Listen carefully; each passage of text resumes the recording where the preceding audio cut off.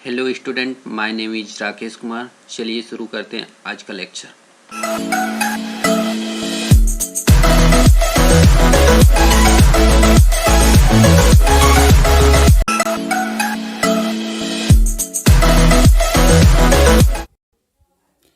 यह structure and union का series का चौथा वीडियो है जिसमें हम डिस्कस करेंगे पॉइंटर स्ट्रक्चर के बारे में।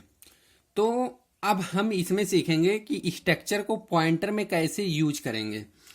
तो अगर पॉइंटर क्या होता है कि पॉइंटर किसी वेरिएबल का एड्रेस स्टोर करने के लिए होता है। मान लीजिए मेरे पास एक वेरिएबल एक्स है, तो जिस एड्रेस पे ये मेमोरी में होगा, अगर उसकी वैल्यू को हमें स्टोर करना होगा तो हम क्या बनाएंगे कि एक पॉइंटर टाइप का वेरिएबल बना लेंगे। पॉइंटर टाइप कैसे डिनोट करते हैं, किसी वेरिएबल के सामने स्टार लगा देंगे तो क्या हो जाता है, ये पॉइंटर टाइप का हो जाता है।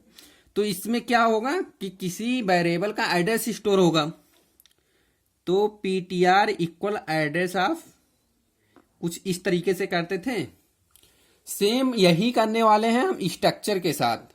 तो अब स्ट्रक्चर की बात करते हैं। तो स्ट्रक्चर में क्या होता था कि स्ट्रक्चर, मान लीजिए हमारे पास ईएमपी, जिसमें एम्प्लॉय का नेम है ईएमपी नेम 20। ये किस टाइप का है, कैर टाइप का। इंट एम्प्लॉय एज, ये इंटीजर टाइप का है। और कैर एमपी सेक्स, मेल या फीमेल, इस टाइप का है। तो क्या है कि ये स्ट्रक्चर है। अगर हम इसका एक वेरिएबल बनाते हैं तो कुछ इस टाइप से हम बनाते हैं स्ट्रक्चर ईएमपी, और मान लीजिए वेरिएबल का नाम E1 है, तो इस टाइप से हम मेन फंक्शन के अंदर बनाते थे।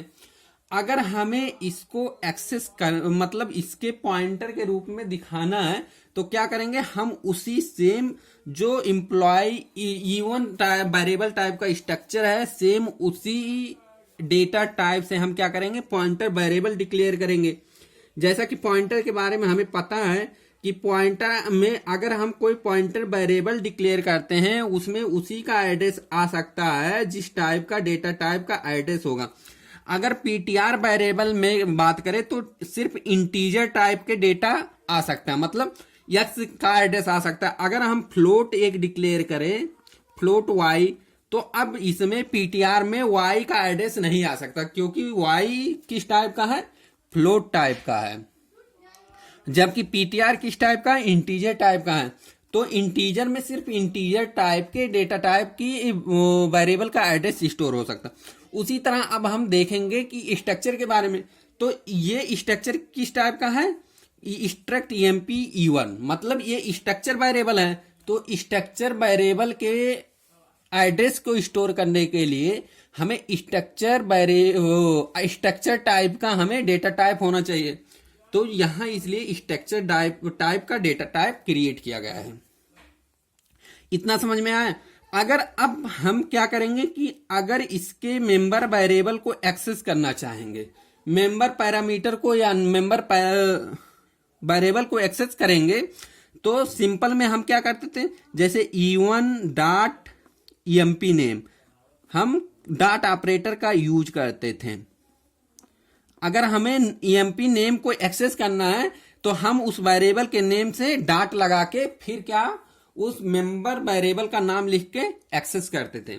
लेकिन स्ट्रक्चर के पॉइंटर के केस में हम कैसे करेंगे कि हम एरो से, अगर पीटीआर टाइप का है तो पीटीआर में किसका एड्रेस है, पीटीआर में होगा address of E1, address of E1 होगा। तो अब हम सिंपल अगर पीटीआर के एम्प्लॉय नेम के वेरिएबल को, मेंबर वेरिएबल को एक्सेस करना चाहेंगे तो हम किससे डिनोट करते हैं, एरो ऑपरेटर से।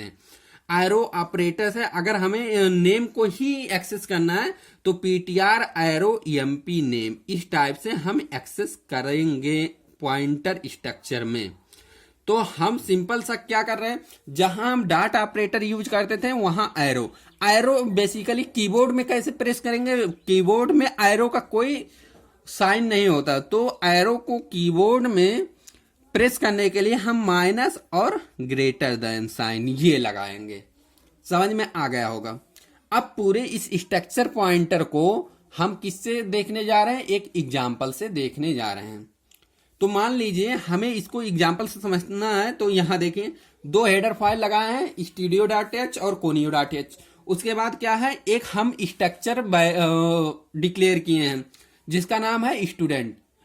तो स्ट्रक्चर में कितने मेंबर वेरिएबल है, 3। एक है नेम 50 और एज और रोल नंबर। जो नेम है वो कैरेक्टर टाइप का है, अगर 50 लगा है तो मतलब स्ट्रिंग हो गया। उसके बाद इंट एज है, इंट रोल नंबर है, इंटीजर टाइप का 2 है पैरामीटर। उसके बाद मेन फंक्शन अब हमारा यहां से शुरू हो रहा है। तो मेन फंक्शन में शुरू हो रहा है, तो मेन फंक्शन के अंदर क्या क्या है कि मेन फंक्शन है। उसके बाद हम स्ट्रक्चर जो स्ट्रक्चर बनाए हैं उसका हम वेरिएबल क्रिएट कर रहे हैं S1। अब S1 क्रिएट कर रहे हैं, अगर हमें इसमें पॉइंटर का यूज करना है इस स्ट्रक्चर को, तो हम उसी स्ट्रक्चर डेटा टाइप का हम पॉइंटर वेरिएबल एक डिक्लेयर करेंगे। हम मान लीजिए ptr डिक्लेयर कर दिए, ptr डिक्लेयर कर रहे हैं। ptr में क्या होगा, जो पॉइंट स्ट्रक्चर है S1 वेरिएबल उसका एड्रेस होगा। तो हम यहां तीसरे लाइन में क्या कर दिए हैं, इनिशियलाइज कर दिए हैं स्ट्रक्चर वेरिएबल S1 का एड्रेस। उसके बाद क्या करेंगे, हम जो स्ट्रक्चर बन चुका है अब उसमें डाटा एंट्री करेंगे पॉइंटर की मदद से। तो मान लीजिए नेम को इंटर करना है, तो हम इसका नेम फंक्शन से ptr एरो नेम। अब यहां क्या है, फॉर्मेट स्पेसिफायर स्ट्रिंग के केस में हम चाहें तो एड्रेस ऑपरेटर लगाएं या ना लगाएं, बात सेम ही है। तो हम इसलिए एड्रेस ऑपरेटर नहीं लगा रहे हैं स्कैनएफ के केस में। तो इससे क्या हो जाएगा कि जो स्ट्रक्चर बना है मेरे पास उसमें जो नेम वाला मेंबर है उसमें क्या चला जाएगा, जो हम इंटर करेंगे नेम। फिर उसके बाद क्या होगा कि प्रिंटफ एज को इंटर करने के लिए हम क्या करेंगे कि एज वाले कॉलम में क्या करेंगे, हम एज को इंटर करेंगे। तो उसके लिए एड्रेस ptr एरो एज लगाए हैं। फिर रूल नंबर को इंटर करने के लिए रूल नंबर के डाटा फील्ड को हम एक्सेस करने के लिए ये @ptr रोल नंबर लगाए हैं। उसके बाद अगर स्ट्रक्चर में ये वैल्यू आ चुकी है तो अब हमें क्या करना है, प्रिंट करना है। प्रिंट करने के लिए क्या करते हैं कि प्रिंट फंक्शन लगाते हैं। इससे क्या हो रहा है, इससे डाटा की रीडिंग हो रही है, मतलब डाटा इंटर हो रहा है। इंटरिंग डाटा, मान लीजिए हम कमेंट में लिख दे रहे हैं इंटरिंग डाटा नहीं, एक्चुअली क्या हो रहा है, नेम। इससे क्या हो रहा है, इससे क्या हो रहा है, एज की इंटरिंग हो रही है। इससे क्या हो रहा है, रूल नंबर की इंटरिंग हो रही है स्ट्रक्चर वेरिएबल में, स्ट्रक्चर जो बना है।